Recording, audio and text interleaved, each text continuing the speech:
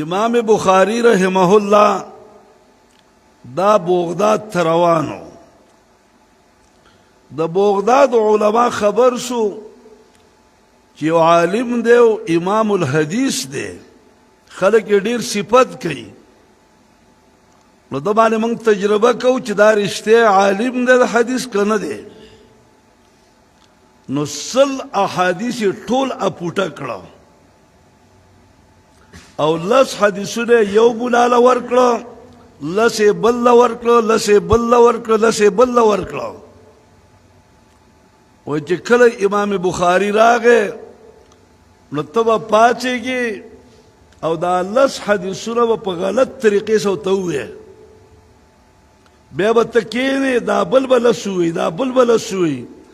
نو موږ به پرې تجربه وکړو دا سړی په علم حدیث پوهېږي که نه.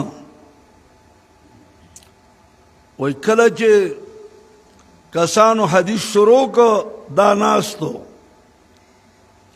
وایي چې هغې حدیث وی چې دا حدیث زه نه پېژنم،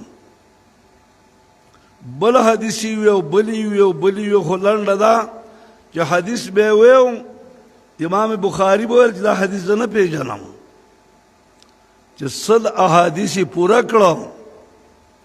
نو علماو کې 2 قسمه علماو، یو قسم علما پویدل چې دا امام بخاری وی چې دا حدیث نه پیژنم، دا نه پیژنم، دا نه پیژنم. معلومیږي دا چې دا سړی په علم حدیث باندې پوهیږي، ځکه دا احادیث موږ ګډوډ کړي دي. نو پوهیږي چې دا عالم دی.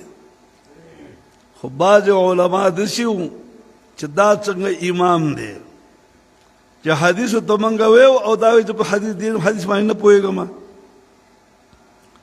امام بخاری ته چې 100 احادیث پوره کړه، نو امام بخاری ورته وایي اوس غوږ شئ علماء کرامو، اولنی حدیث دې پلان کې مولانا صاحب وویو، خو د حدیث سند دغه نه دی، د حدیث سند دا بل دی.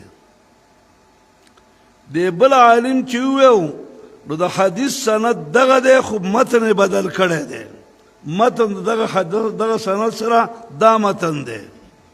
100 واړه احادیث یې ته ټول برابر کړه. علما د بغداد پوه شو چې او امام بخاري په علم حدیث باندې صحیح طریقې سره پوهېږي.